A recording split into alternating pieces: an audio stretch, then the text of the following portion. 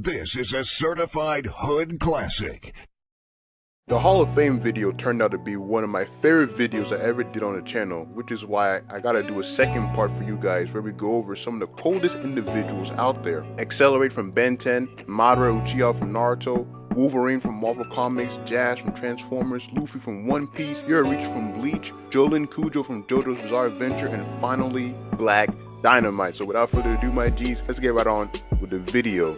Let's go!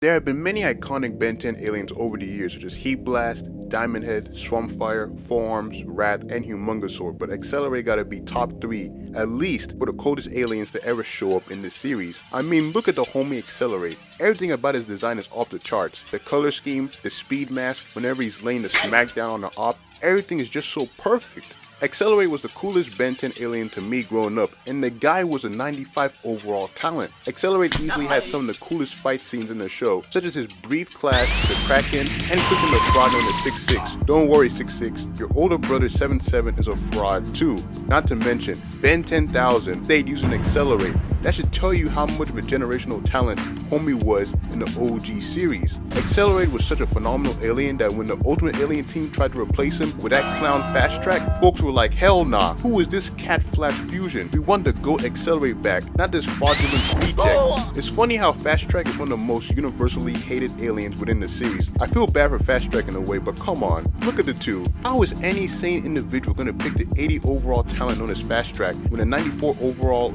Accelerate is on the other side of the coin? This is why when the team brought back Accelerate for Ben 10 Omniverse, they made sure he was one of the most utilized aliens in the series. A great decision from the GOATs. Accelerate had everything going for him as a generational talent. The sleek design, cool personality, simple but amazing power set, and color scheme. Accelerate will always be known for being one of the most famous Ben 10 aliens to ever emerge from the series. A true 95 overall talent.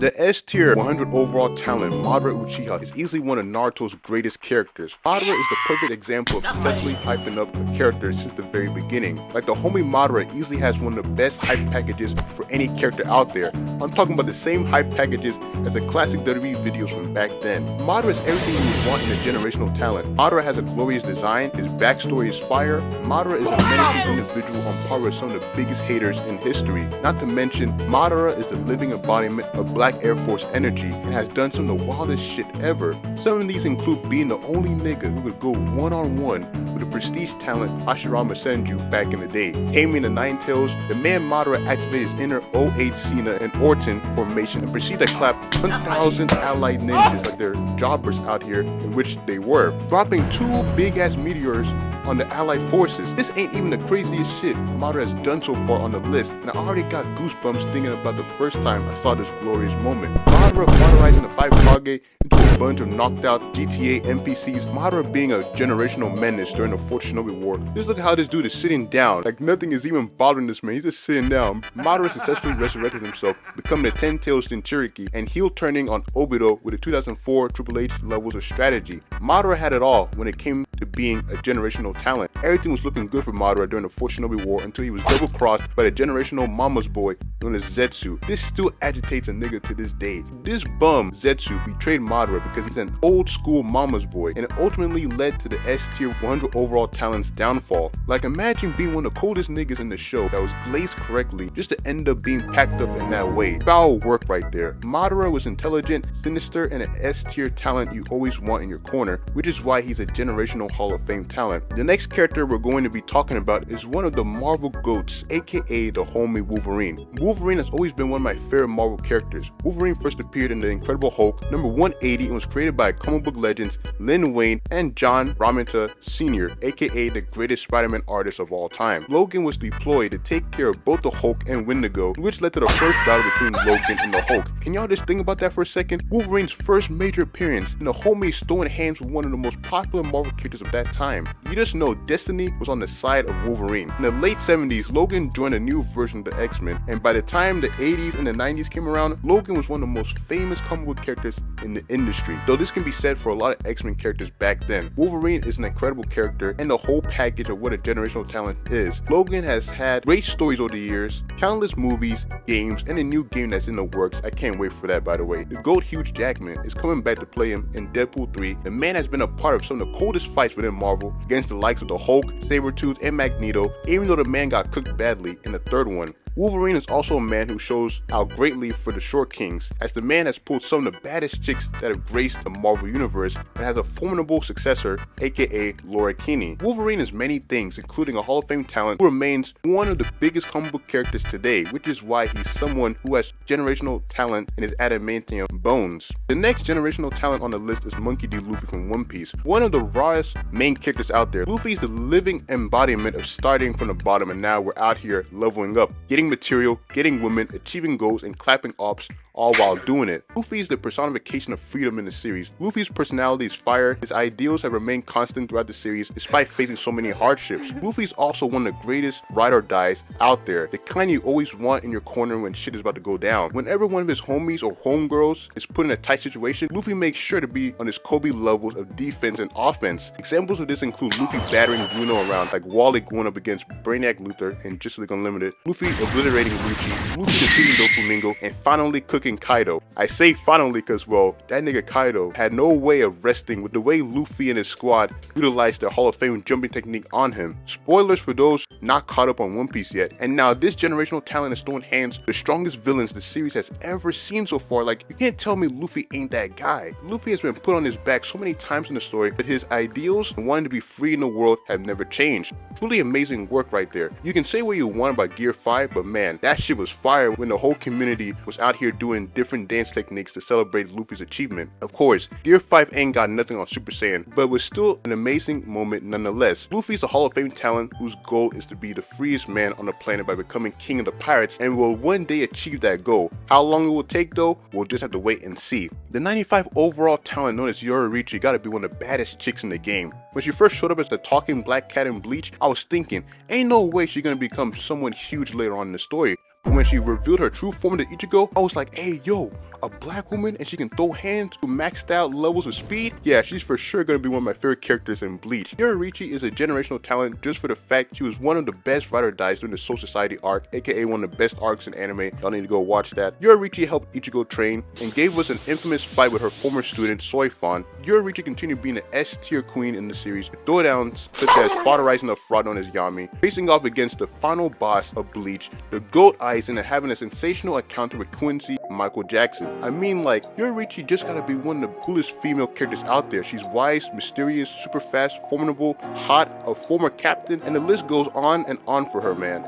Even with all the fan service and funny moments that fly into Yoruichi's direction, when the time calls for her to lock in, she's one of the best when it comes to locking in. Yoruichi will always be remembered as the 95 overall queen who stood on business every single time crazy shit was going down. There have been many amazing Autobots over the years, but I'm going to be talking about the brother himself, aka Jazz, a 92 overall talent. Jazz is for sure one of the coolest members from the Autobots. When the man first pulled up in the G1 cartoon, I was like, this man has style, his visor is so damn cool, and he could throw down when the situation went south quickly. Jazz is Optimus Prime's right-hand man and a brother that loves human culture. Jazz has an upbeat personality, insane swagger, and a cool alt mode that still looks fire to this day. The animated version of Jazz was fire too, like the homie always felt like the best guy to be around, and his FOC counterpart is up there for me as well. The Bay vs. Jazz was one of the coolest looking movie Autobots out there easily, like the Pontiac alt car mode fit Jazz so perfectly, and the fact he still looked so much like his G1 counterpart with a visor as well. Jazz was cool in the 2007 movie, which made it suck so badly when he got packed up to afterlife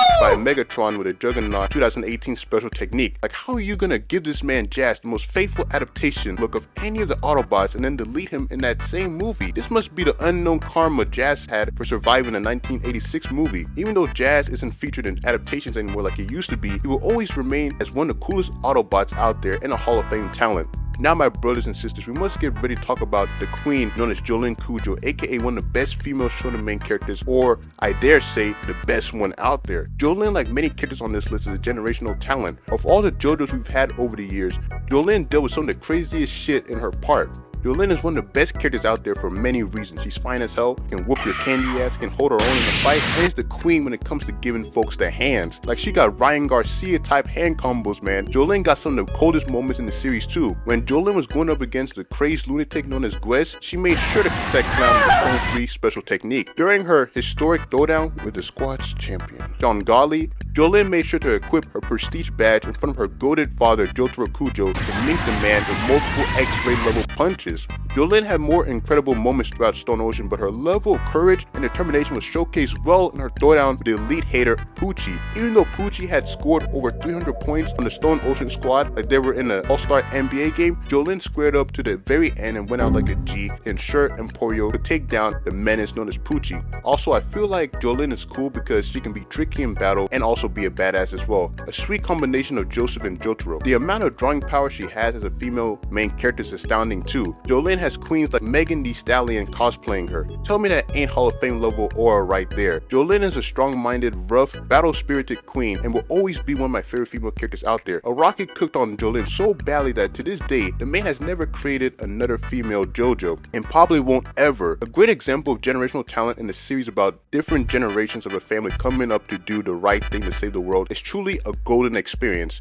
No pun intended. Actually, all pun intended because Journo is cold too, man. The last character on this list is Black Dynamite, and I put this legend on the list because one homie wanted me to talk about him, and I got you, my G. This is one of the funniest shows I've ever seen. The number of asses being whooped, the animation, the hilarious moments. Let me not even get started on the fights because my goodness, just like the movie, these folks were giving each other star platinum level hands in the show. Like, let's talk about the time Black Dynamite and one of the goats of the 80s, Mr. T, teamed up to cook a bunch of Dennis Flynn's army, especially when homegirl right here used the signature breast smother technique to delete this fodder soldier right here. Brother went out like a G, can't even fault him. A queen doing that to you would send any brother to the afterlife in a good way. Black Dynamite feels like the lost twin sibling of the Boondocks, but in a good way. The action, fights, comedy, and parody aspects are S-tier stuff, man. Black Dynamite is without a doubt one of the greatest protagonists too. He can whoop anyone's ass, yes, even Superman's. The dude got an elite mustache up there with Tupac and Steve Harvey for all-time goated mustaches.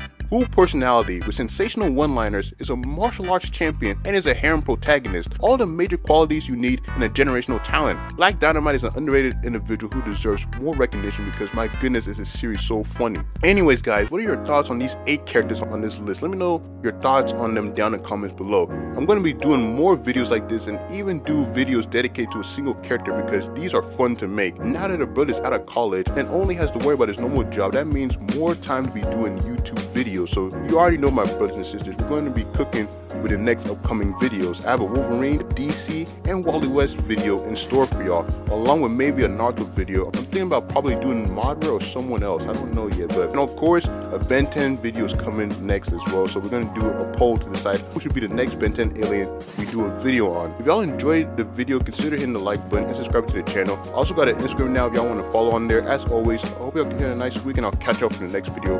Foro Army out.